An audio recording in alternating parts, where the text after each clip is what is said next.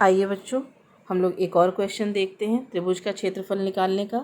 Question क्या है हमारा, किसी त्रिभुजाकार खेत की भुजाएं, मतलब एक त्रिभुज के आकार का हमारा खेत है जिसकी 3 अलग अलग भुजाएं दी हुई हैं। एक दी हुई है 165 मीटर, ठीक है, दूसरी दी हुई है 154 मीटर और तीसरी कितनी दी हुई है 143 मीटर। जैसे ही आप देखेंगे कि अच्छा इसमें तो त्रिभुज की भुजाएं दी हैं, तो हमें कौन सा फॉर्मूला लगाना है, हीरोन का सूत्र लगाना है, ठीक है।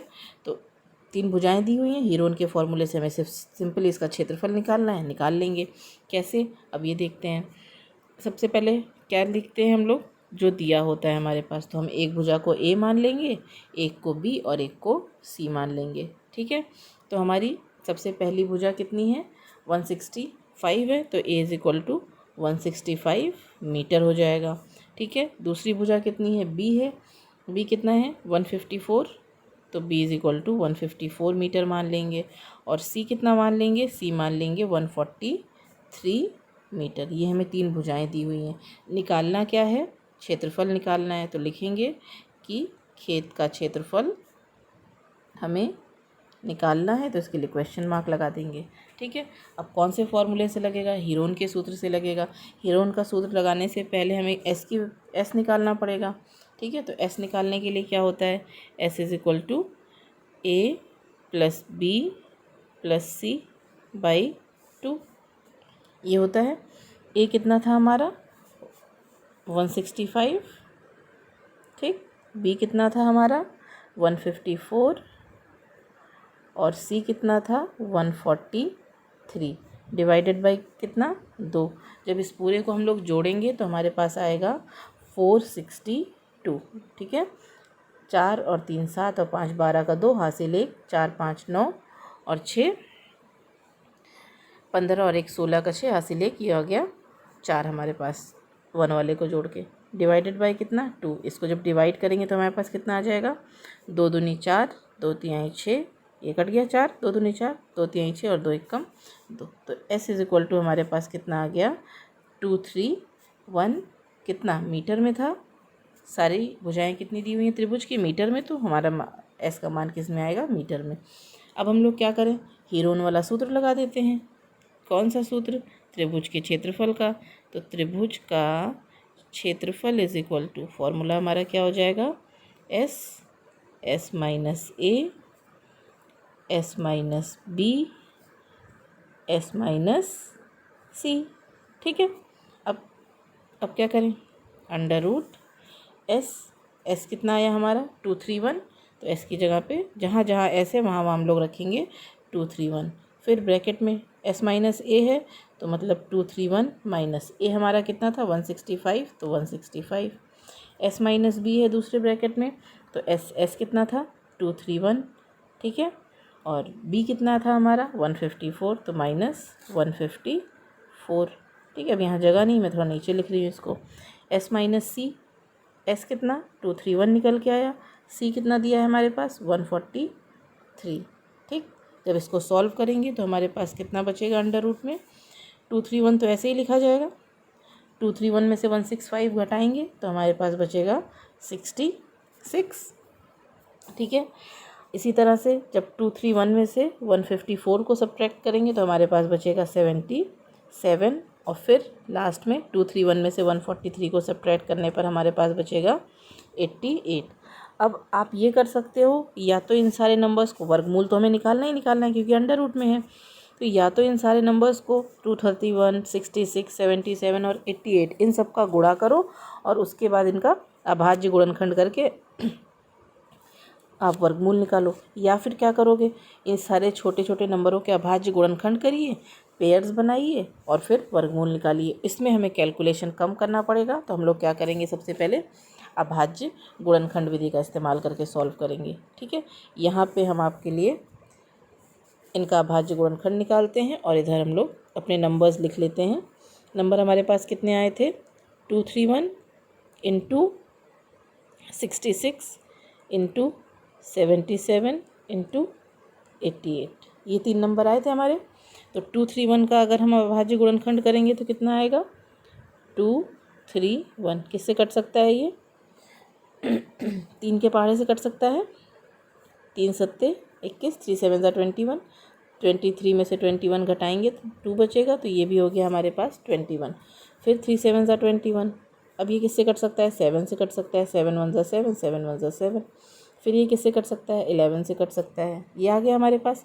तो 2 3 1 के हमारे पास 3 फैक्टर आए, इससे छोटा ये और नहीं किया जा सकता। कौन कौन से, 3 इंटू 7 इंटू 11, इसका हो गया। अब 66 का करके देखते हैं कि 66 के फैक्टर्स क्या आते हैं। ठीक है, 6 के पहाड़े से कट सकता है ये, तो सबसे पहले हम लोग इसको 2 के से काटते हैं। ठीक है, क्योंकि छोटे से छोटा करना है, 6 को और भी हम छोटा कर सकते हैं। 2 3 6, यही होगा, 2 3 6। ठीक, अभी किससे कट सकता है, 3 से कट सकता है, 3 1 3, 3 1 3। अब फिर हमारे पास 11 आ गया, 11 किसी और के पहाड़े से नहीं कटेगा, सिर्फ अपने पहाड़े से, तो यहाँ पे 11 हो गया। तो 66 का जो हमने अभाज्य गुणनखंड किया तो हमारे पास कितना आया, 2 इंटू 3 इंटू 11।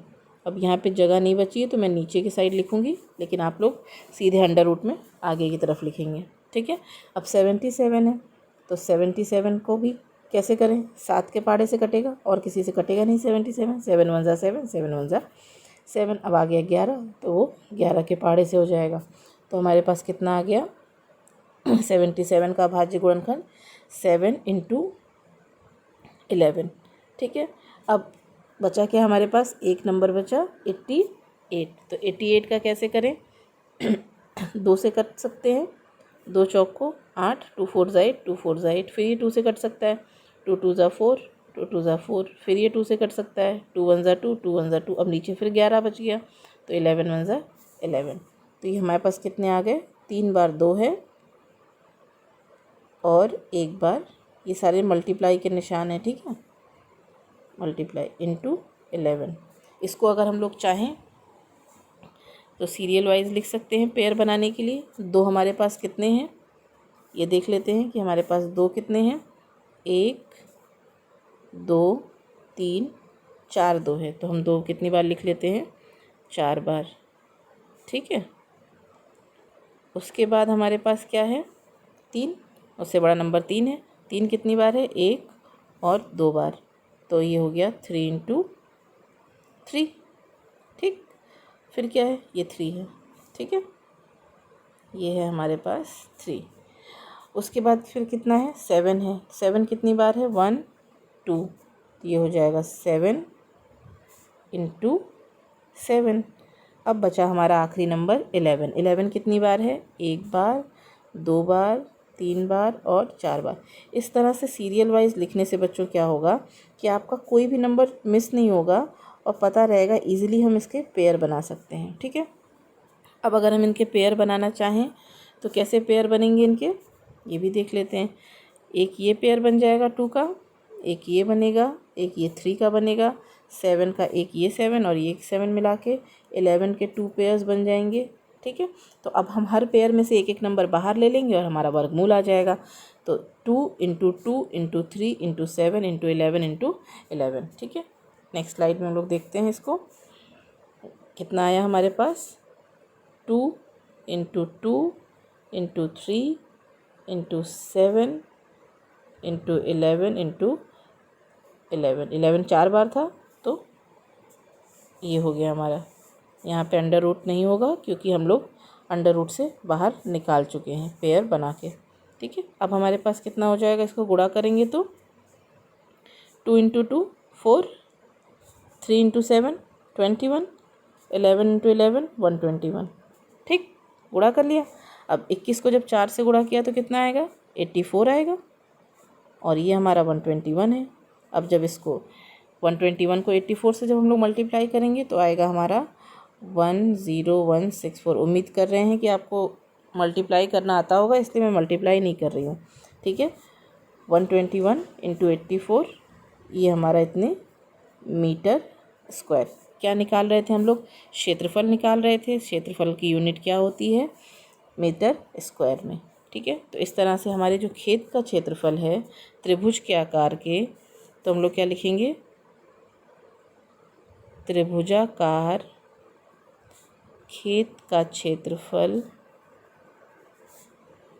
खेत का क्षेत्रफल बराबर कितना आया था हमारा 10164 मीटर स्क्वायर, या फिर इसको हम लोग ये भी लिख सकते हैं 10164 वर्ग मीटर। अगर कहीं पे ऐसे लिखा रहेगा तो आप कंफ्यूज नहीं होंगे, ठीक है। वर्ग मीटर का मतलब भी वो यूनिट किसकी है, क्षेत्रफल की है, और मीटर स्क्वायर का मतलब भी वो यूनिट किसकी है, क्षेत्रफल की है, ठीक है। उम्मीद कर रहे हैं कि आपको समझ में आया होगा। अगर किसी तरह की कोई प्रॉब्लम होगी तो मुझसे पूछ लीजिएगा। तब तक के लिए बाय बाय।